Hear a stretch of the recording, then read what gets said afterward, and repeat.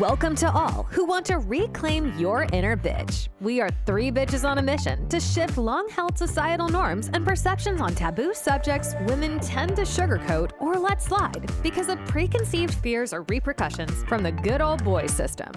Please join us on our journey of self-growth, embracing women's empowerment while loving our counterparts, destigmatizing slang words, addiction, recovery, and discovering how to break societal norms and to live our best lives authentically.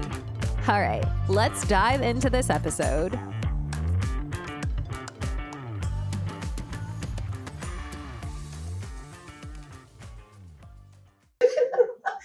Hey everyone, we're so glad to be back with you today. We're in the studio again, talking about partners, children, summer, all the demands that we have for all of the things that come up during the summer and trying to balance them all while trying to stay calm, balanced, focused, and not chaotic. So let's just jump right into it. One of the things that I've noticed is that for me, like the kids, like their last week or two of school, like the school rarely sends home any kind of notice about anything, and we're supposed to just go with the flow. Yet the majority of us work full time, and that can be really stressful and really hard. What do you guys think of that? Anybody struggled with that? I don't have to go to class today. How do I know they don't have to go to class today? Is that what you're talking about? Yeah, absolutely. I know with my daughter, she was like, well, I have to go to school. And then I was like, okay, well, I just got an email about the last 2 days. This was like the last 2 days, the morning of the last 2 days. If you send your child to school, make sure that they stay the whole time. Oh my God.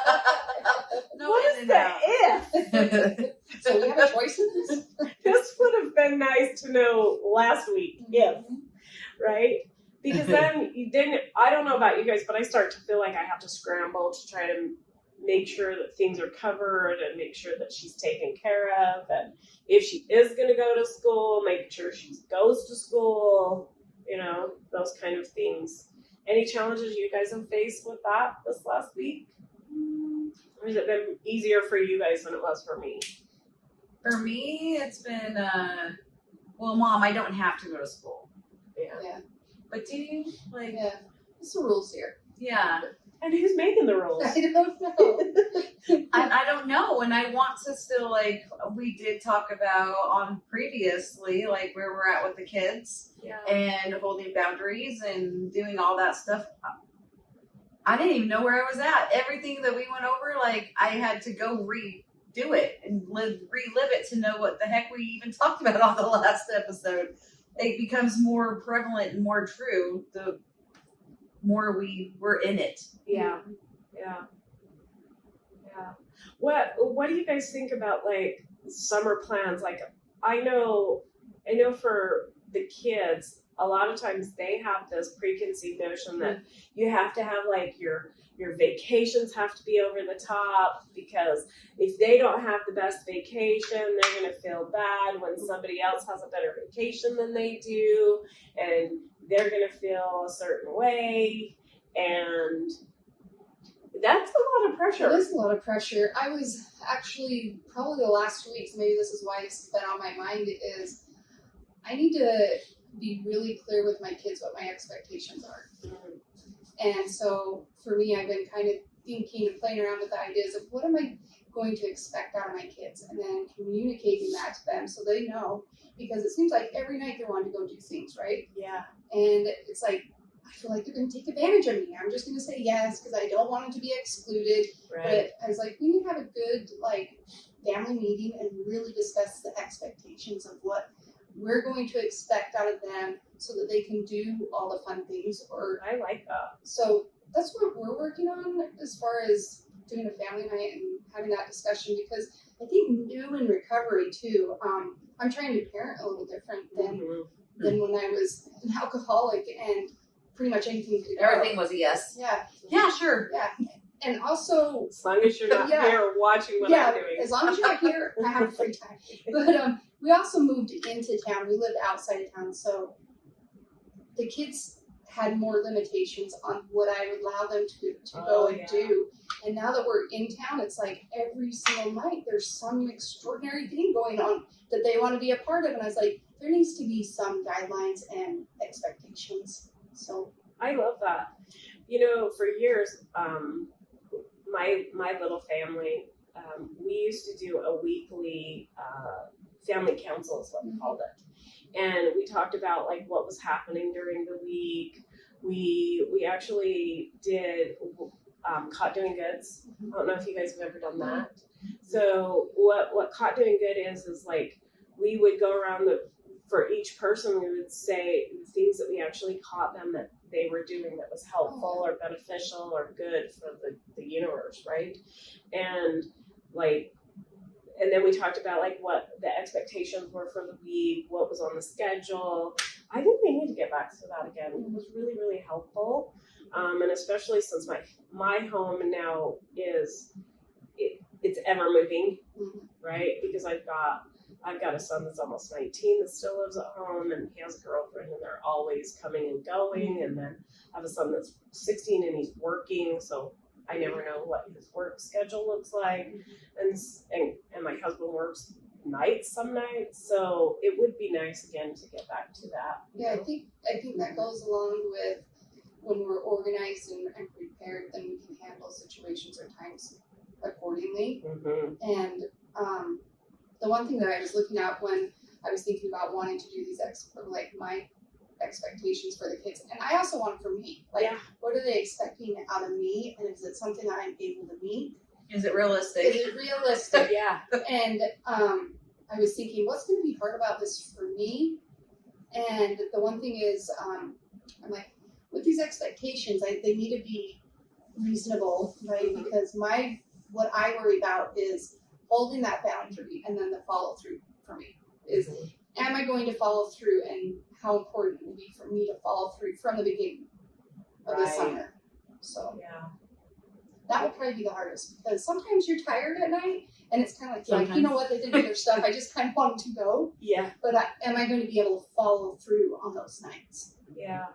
Because they will give an inch, they'll take a mile. Well, and that's the thing, right? Mm-hmm. Like, my son the other day, he wanted to hang out with his friends, and he hadn't really hung out for a long time, and he just pushed it.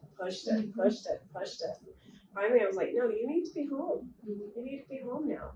And it really is about that follow through, because it is like my heart bled for him because he was finally able to do something that he hadn't been able to do for a while. And the reality is, like, we need to set those expectations, the standards, so that they have guidelines and feel like that they can follow through, but they still get fun things as well, right?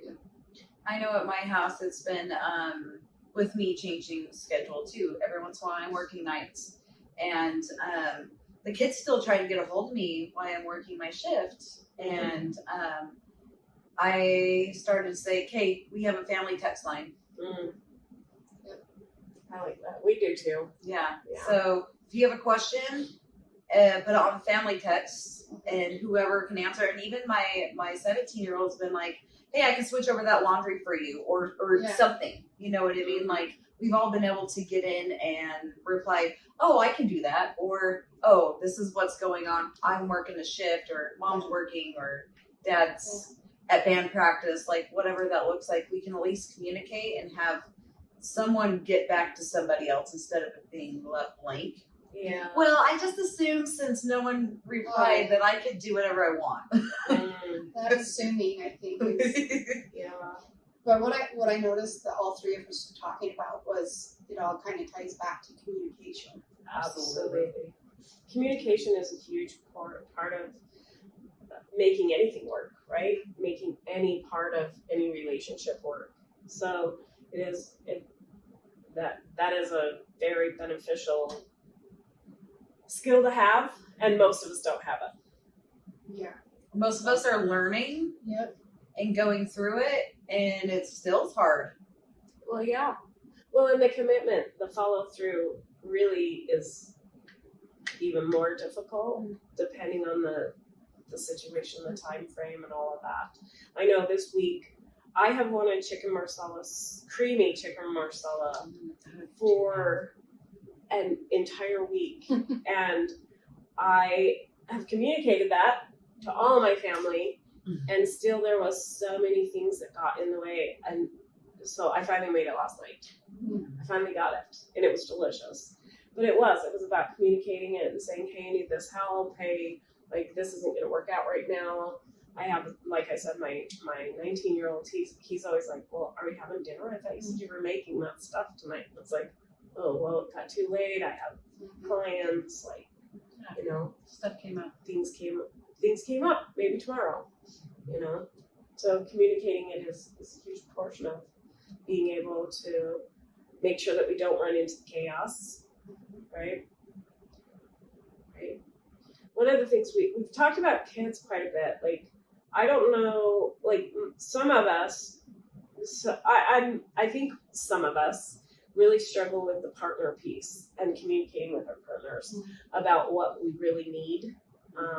I know that has been really true for me in the past, and I've been working diligently on saying what I need and being vulnerable.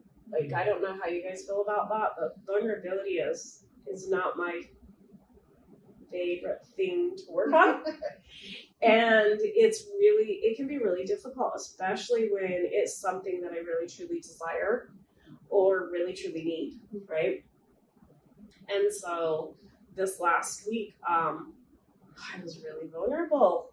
I was really vulnerable with my partner, and because I've been on this health journey for the last 6 months, and he hasn't said anything to me. And I was feeling really discouraged. Need some validation. I did. Well, I just needed him to, like, I said, you know, I really struggle because I don't see it. And so I have other people that tell me stuff, but you haven't. And so it wasn't so much about, it was about validation, but not so much about validation, if you know what I mean. But it feels good to hear from your partner. Yeah. Because That your you partner at least is noticed, Yeah. you know? Yeah. And I know that there's, you know, typically we don't want to say something to our partner if it's something that is, like, could be considered, like, maybe not approachable with most people. And weight loss, like a health journey, can be a very tiptoey thing. It is, It's like, I don't want to toot my own horn, but I want to hear that my partner is like enjoying seeing the process that you working so hard to go through. Yeah. Well, but maybe he Didn't know how. Maybe he didn't notice, and that was my thing. Like, maybe I really am not. Maybe I'm really not making any progress because he's not said anything, right? Yeah, that's interesting because sometimes, like with my spouse, in the past when I've lost weight or gained weight, either way, he doesn't ever say anything either. Yeah. And I remember the one time, it was probably after pregnancy or something, and I was like, said something to that, like, is it even noticeable? And he's like, yeah, absolutely, but I loved you just how you were. And because for my mindset, it's always like, oh, now people are noticing, I must have really needed to lose weight. If people are noticing, like, it's a no-win situation a lot of times. Exactly. And that's why I decided that I was going to be very vulnerable and tell him, like, I need, if you see something, I need to hear it from you, you know? My daughter and I are getting ready to go on a trip, and we decided we are going to do the pictures, like the formal night pictures. And so I got a dress. I got a dress that I typically would not wear. I would not have felt comfortable in. And when my 12-year-old saw it, she was like, no. Not my mom. Well, she goes, you have to remember you have a husband and children at home. And I thought that was funny because, you know, typically she wouldn't have said anything, you know, it wouldn't have been a thing. So when I tried the dress on, and I asked Clint I hadn't shown Clint, and last night I asked him, did I show you the dress? And he's like, no, but I heard it smoking hot. And so, that's what I mean. Like, it's nice to be able to be vulnerable and then have it be out there so that our partners know what to do with it, right? And summertime can be a very dangerous slope for a lot of us because most of us struggle with body image, right?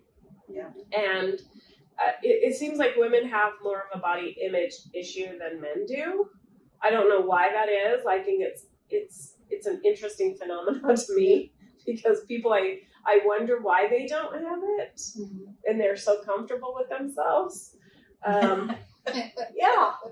Right. Yeah, and usually that's men, right? Most of the time, as women, we really struggle with body image, and so summertime can be even that much more difficult with lake trips and beach trips and all of those kind of things, and Showing your body more trips. and how It's to the navigate vulnerability, it. Yeah. right?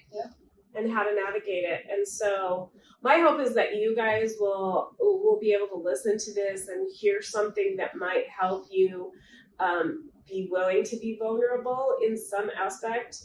When we got ready to come on today, I told the ladies here, I was like, I'm being very vulnerable today. I usually wear a cover up.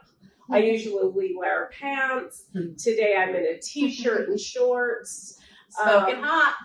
So I'm moving out of that uncomfortability and really working on being vulnerable in a lot of areas. And summertime can be a really difficult area. It is And you're difficult doing it time. very well. Thank you. Yeah, I love how No, you're when just you're fine. talking about knowing what you need, right, and then asking for it. And I think probably one of the best pieces of advice you gave me, well, you gave me more, but at my graduation was you said something to the fact of something about needs, know what you need for you, or something to that, and I just didn't really understand it until the further along was like, it is really vulnerable to ask people for things. Yeah. And I don't know why it is so difficult to ask your spouse or your loved ones. But what I've done with that is like, when I actually know, which usually it takes some work to figure it out, because I don't even know what I need. Right. Is I really have tried to act on that. It's made a huge difference in a lot of areas for me.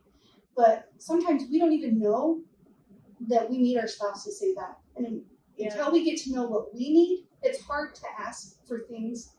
Yes. Well, we find that we're passive aggressive, right? We get Yeah. really passive aggressive, or we get really despondent, and we don't even know why we're feeling those things. And so it really is one of those areas, again, to be curious about. Like, be curious about, step out of it, and allow yourself to just be curious about what it is that you're feeling, or what it is that's going on with you, so you can ask for it. And it's extremely vulnerable to, and you wouldn't think it would be, to ask your partner. I've been married to my partner for 25 years. So you wouldn't think after 25 years it would be anything for me to go, hey, I need you to say, hey, you look pretty good today. Yeah. Or I like your hair that way, or something to that effect, right? Yeah, and I don't know about you, but sometimes I think I want it, and then when I get the acknowledgement, I'm like, no.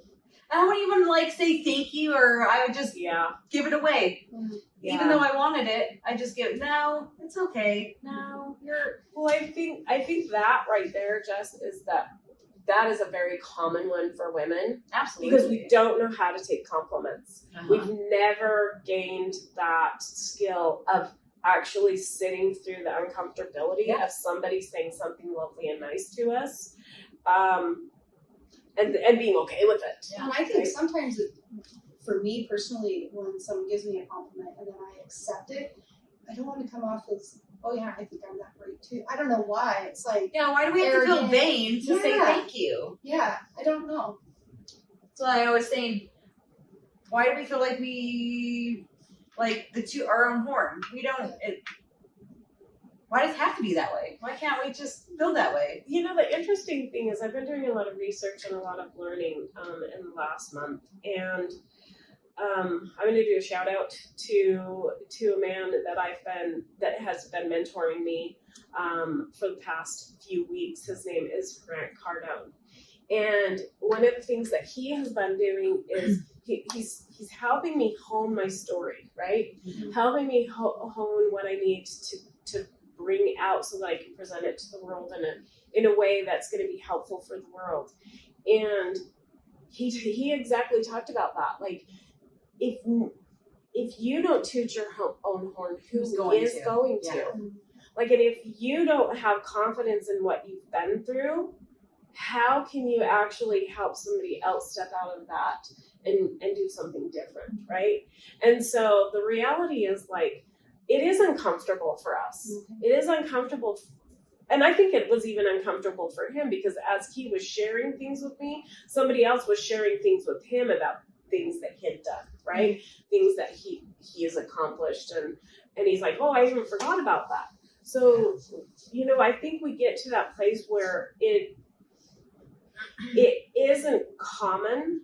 It has been looked down on for us to be vain or prideful, right? All of these words that people tell us that we shouldn't do or shouldn't feel or shouldn't be or shouldn't think. And the reality is, like, you have some really great qualities. And we, you know, as individuals, we should be able to say, I'm really good in my field. I'm really good in my field. Yeah, why do we always push away from that? I think it really comes down to the reality that society tells us that being vain, sharing our strengths is not okay. For me, it comes and goes. Yeah. Where I'm like, some weeks I'm more vulnerable. Some weeks I got some other stuff going on. Like last Sunday, I went to the pool at one of my best friend's dad's house, and I felt great. Cute little dinosaur bathing suit at the top, and I just felt great. Mm. And if we were to do it this weekend, I don't know if I'd feel that great. Right. And own my body, own myself.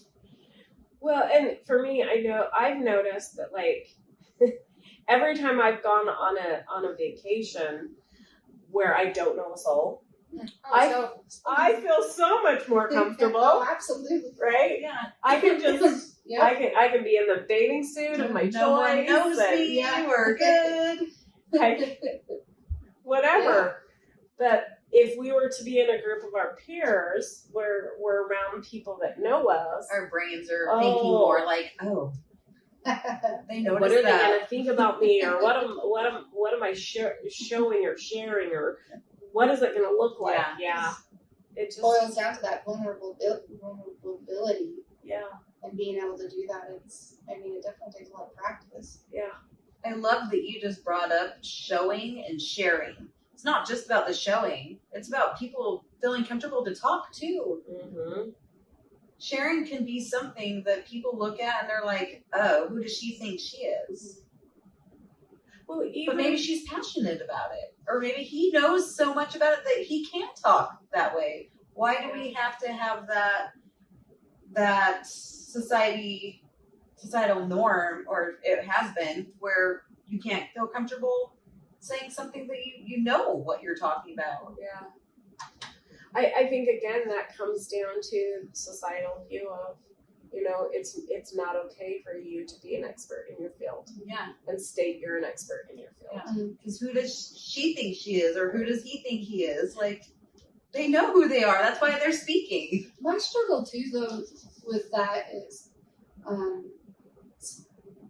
like for me in my profession, I was really good at what I did. Yeah, I always thought I could be better. Mm-hmm. I undersold myself. I could say I was good, but it was hard because I always felt like there's this next level, and it wasn't there, so I couldn't. Well, I think that's actually a good place to be, because I think that as we hone our skills and as we hone our craft, right, that we never lose sight of we can learn more, we can be better. the key to that though is that we're not judging ourselves based upon someone else. We're judging ourselves based upon our performance. So I'm going to beat myself. I'm going to know more than I knew yesterday. I'm going to hone my skill even further. Like you can see that in certain sports individuals. Like Michael Jordan comes to mind for me with that, where like they were in the 7th game and he had the flu. And he had practiced his skill to the point, no matter exhaustion, no matter who he was around, no matter what his physical condition was, that he could still be the best in his field. In that he wasn't going against anybody else, he was going against himself. And I think I think it's a great thing to have that ability to judge yourself in that aspect, but always just remember that you're judging yourself based upon your past learning and past growth, right? And that you're not, I think that is a really healthy place to be, instead of looking at it as, I'm cocky, I know everything there is to know about everything, you know? So I think that's a huge piece. Well, sometimes it's being able to step out of your comfort zone too. Sure. And you probably did know more than most people in the room. I'm not saying like the 30-year-old, the 30 whatever with the doctors that got all that experience, but you are very smart and it comes natural to you. I think you're the easy breezy genius, the 2-4 in human design.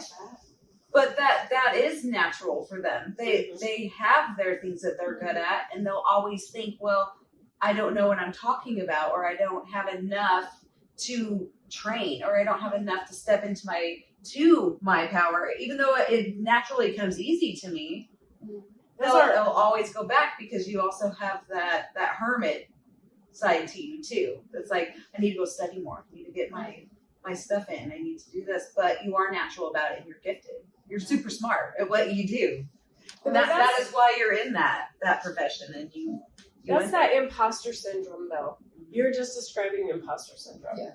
And I think that when we have society's views screaming at us, and yet we have knowledge and we have experience, it sometimes is very scary to step out onto a stage and say, yes, I am an expert in this, and own it. You know what I find super interesting? My friend was telling me this. She works for a big company, and they were doing the hiring process, right? And she says, you would be amazed by how many women compared to men for the applicants that they get. And she said, I started questioning what it was, and the women would look at the requirements for the job, and if they didn't meet all of them, they wouldn't put in. But the men, if they had 1 or 2, they were putting in for the job. They were done. Yep. And that's what I've done a lot of times when I'm looking to apply in a different place. I'm like, I don't have that skill. I can't do it. I won't even have a chance. So what is it? Why is that us as women do that? Well, it's interesting that you say that. I'm actually doing a TEDx talk just about that kind of stuff. Wow, yeah. And it really is about, as women, we're usually told one of 2 things. Well, actually, maybe 3 things. I've been told this over and over again. First and foremost, that I'm either too emotional, I'm a mess because I'm a woman and I can't handle the power and the position, or I can handle the power and the position because I'm an ice queen and I can't connect with individuals, right? And the third one, that has been a big issue, is that I have been up for a promotion alongside of my counterpart, and they've gotten the position because I was told they had a family to support, and I didn't need that. And you know what my rebuttal to that was, is do you think I'm working for the fun of it? Yeah. Because I also am helping support a family. Yeah. Because there was a similar situation, and I was just like, I was mind blown by that. I was like, do you think women are just out in the field working to work? Because they like it? No, we would rather be home being able to take care of our families and not juggle all of those things. Yeah. I mean, granted, I do enjoy working, but we're not just there to work. No. For the fun of it. And I'm not there to stay in a position that I can't grow in. Yeah. And so it really is one of those areas that I'm really hopeful that through my talk and through some of the other things that I'm getting ready to launch, that we're going to be able to reach more women so that they don't have that struggle that we were just talking about, because it's a huge factor. One of the research pieces that I found on this specific topic is that even though we're making progress, right? Because when I was just joining the work field, legally, because I started work at the age of 8, but legally joining the workforce, women were making 50 cents on the dollar to what a man makes. And even though that's 40 plus years now, we're still only making 82 cents on the dollar that a man makes. And as we age, that decreases again.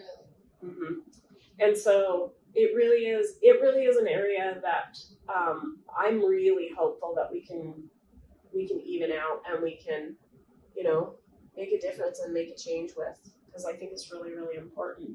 Because it would make what we're talking about today, it would make it so much more balanced, right? Yeah. Our feelings and emotions come into play. We have that chaos, that fear of holding our kids back, not allowing our partners to be really connected with us and being vulnerable and telling them what we really, truly, deeply need from them, right? And then all of the activities and the things. I don't know how you guys feel, but I've always had to work, and I've had a lot of mom guilt. A lot of mom guilt over the years. And it's a real thing. It's a big issue for most of us, that when we're in the work field, that mom guilt comes into play big time. Big time. Very much so. Especially during the summer. For me. The summer and the holidays, and it seemed like I always worked both of them. There was a lot of guilt there for me. Yeah. It's hard. And I think when we start talking about that, the work, our partners, children, summer, sometimes as women we feel like we have to do it all, right? Oh, And we absolutely. take everything on. And that's for sure how I was before I got into recovery. It's like I didn't ask help from nobody. I would do everything. Everything was done. But now I'm just learning to have more cohesion in my family. Like, I need to ask for help, and we need to balance it out on what we're doing. And if it gets to be too much and I'm taking on too much, I can say no.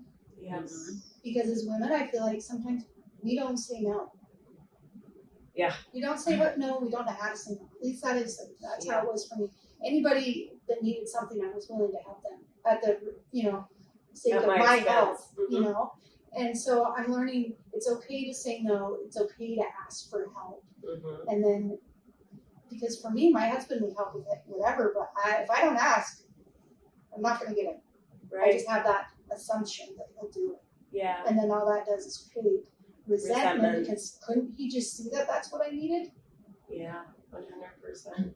I'm the exact opposite. I didn't have the mom guilt. I didn't want to, but I had the guilt that I wasn't a good mom for not wanting the same thing that other moms wanted. Oh, yeah. Right? Oof, that's rough.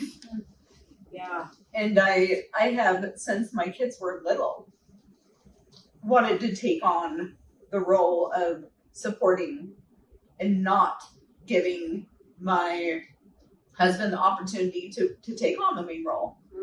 Because inside of me, I felt like I had to, because I've been disappointed so many times before, where in my last relationship, this is a long time ago, but it stuck, right? It was trauma that I had to take care of things on my own. I wasn't going to get the help. I didn't get child support after my divorce. I didn't have all these things. So I automatically stepped into the role and did it. Yeah. Make yourself feel safe. Yeah.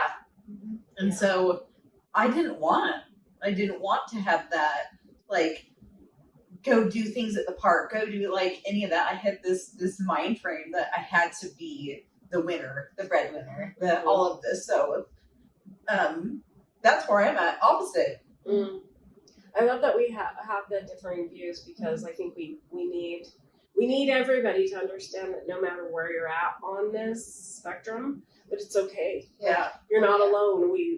We've been there in some capacity. Yeah, and I struggle today with the wanting to have whatever normal summers are. Like, what are normal summers? I've never got to bring my kids to these amazing vacations, and my husband and I are talking about it now, and we're being able to communicate more, right? On me stepping down and not feeling like I have to, because my husband does a great job and he takes care of the family and he supports the family, but it's just me, and where we want to, what we want to do with the kids now that we can have some more money, with the kids getting older and us utilizing our funds smarter and all of that stuff. Like, we want to start seeing what that feels like, and having the fun vacations and being able to go places on the summertime instead of just working opposite schedules and being able to take time off and feeling not guilty for taking the time off. Yeah. So we made a choice about 4 years ago to put vacation memories first as important. Priority. Yeah. And I can tell you, it just made a huge difference in our family. Yeah. I know my older kids didn't get some of those things. They never would have got them because of the way we just didn't have the money and I didn't have the support. And then when I was a single parent, I didn't have the money or the support or the time or anything. And it's made a huge difference in the ability to have communication with our kids about okay, so if we do XYZ for these amount of months, this is the reward we're going to get, right? And so we made a decision to do at least one major trip for the family and one major trip for my husband and I every year. Which I think is great because I want my kids to spend the time with the family, where we thought we needed to have to compare to the other families. We worked our asses off and we still weren't in the same financial realm that they were, in which we could have made it work however. So I think that having that as a priority is huge. And that's where we're starting to do it. I think it's very interesting because I think whatever we prioritize happens. Yeah. Oh yeah. We just make it Manifesting happen. Yeah. Right? And so we have this belief, again, it's a societal belief that we can't break through these norms. Yeah. And why can't we go to the coast for a weekend, and why can't we just go have a fun time? Let's go on that vacation. You guys go on cruises and that's awesome. Yeah, I've not, my whole life, I've always wanted to travel. And we had a period of 4 years where we were in the military, and I could have taken a hop for $25 to anywhere in the world. And he wouldn't go with me. He wouldn't go anywhere with me. We could have taken, our whole family at the time, there was 6 of us. And we could have, $25. Yeah, that you could have done for $150 or wherever we want to be in the entire world. Awesome. And yet we have no memories for that. None, not one. I think for my family, I feel really blessed as far as my communication with my spouse. And the first time I was begging him to go to Hawaii. Hawaii's always held a special place in my heart, and I finally got him to go, right? And after that trip, he's like, I get it. And then the next year, his dad was living on the island, and we were able to bring our kids over. And I remember after that Christmas, after we visited his dad, we said, what did the kids get for Christmas last year? We literally couldn't remember what they got. And that's when we were like, for Christmas, we're giving this vacation. With the stipulation is there's no other gifts, but this is our time. And we've been able to do that for the last 8 years. But what you said was it becomes a priority. There were times we didn't have any money. There was times that he didn't have a job or the economy was bad, but because it was a priority for us to be able to go and spend that time, it happened. I don't know how it happened, but it it always worked out. Mhm. And that was our main goal is we want to give memories because we don't remember what the gifts are. Yeah. You can't remember what the gifts are. And we also got a lot of heat from people or snide remarks like, wow, they must have a lot of money, like that sort of stuff. And why would you travel with your kids that are so young? And my explanation was, once they get into high school, it's kind of over. Like school demands, sports demands. It's like if I can give it to my kids now and build those memories, because who's to say after they graduate, if they're not married or living their own lives, like you just can't get that time back. No. Yeah, and that was one of the reasons we didn't travel, is because we were like, why travel when they're young? And to be completely honest, we were drinking. We had different priorities. We were like, it seemed to be too much, and we didn't want to have the too much. It was hard to get past we deserve this. Yeah. And doesn't matter who you are or where you grow up or we all deserve the memories. Absolutely. Well, you can't have the time back, like you said. You just If you can't. think about it, you have 12 summers with your kids. 12 summers with them as they're, when they enter high school. So 12 summers. And then you're probably done. Yeah. I was thinking about this when I was thinking about this topic. Even when I was in my addiction and working full time and working really hectic hours, the one way that I spell love is TIME, time. When I give my time, that's how I'm showing love to my kids. And granted, those years that I was in addiction, I was there, but at least trying to give them what they need, the one-on-one time. And now it's amazing to be where I'm present and able to be there and give them that time. Because I think that's the biggest part, right? Yes. Is spending time with the people that you love. Mm-hmm. And that's why it's so important. Take the to time balance. over the saving, because we were like, well, we're saving. We have a house. We have this. What if something breaks down? Yeah. Our vehicles, our house, like any of that.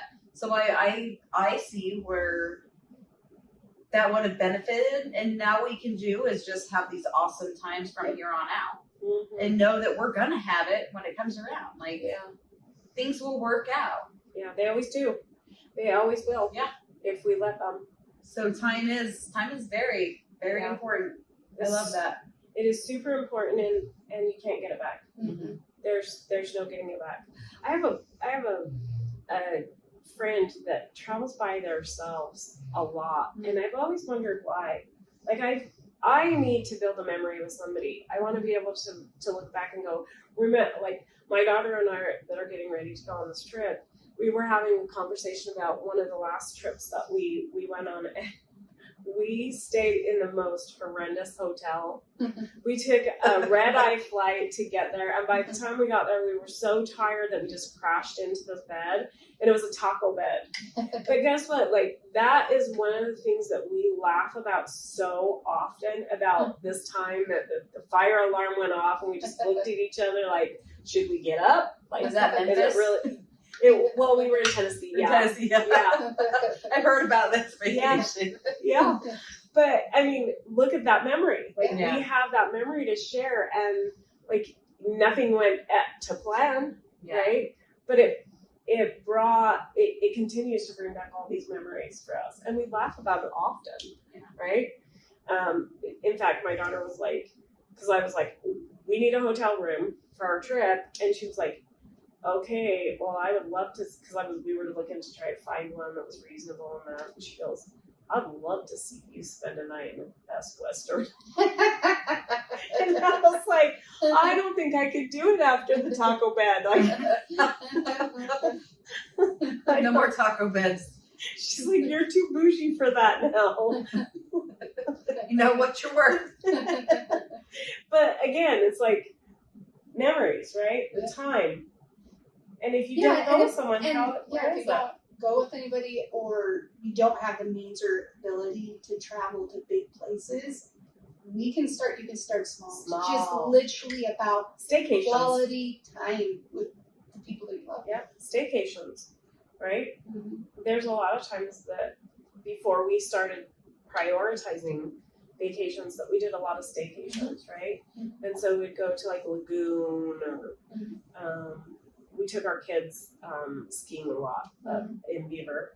And so we would spend the weekend at the lodge and, just those kind of things. Going to Vegas. spending the Absolutely get weekend creative there. with We have what so you many do. options where we live, Yeah. and we probably do wherever you guys are from too.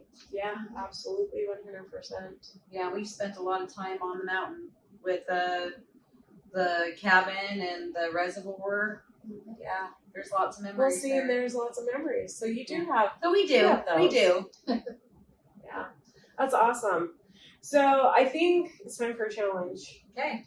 I think the challenge is putting priorities in mind, sitting down, having some communication with your family members about what your summer is going to look like, being willing to be open and vulnerable with them, and actually putting something on the calendar. I love that. Putting something on the calendar. I never finish a vacation without planning my next. I love that. Because if I don't plan it, then I'm going to put it off. You're just gonna put it off. Yep. And so the challenge is like put something on the calendar, whether it's a staycation, whether it's a full blown vacation, whether it's a picnic in your living room, whatever it looks like, schedule it.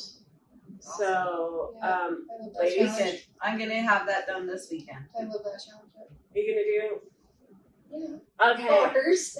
Okay, so I will make sure that I have.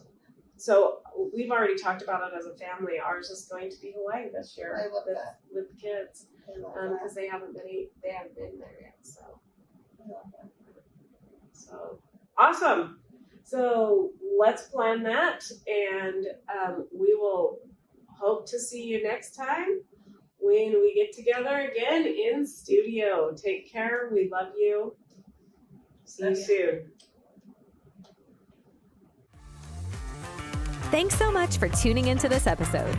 If you've enjoyed what you've heard, please feel free to rate, subscribe, or leave a review wherever you listen to your podcasts. That helps others find the show, and we greatly appreciate it. Once again, thanks for listening, and we'll catch you in the next episode.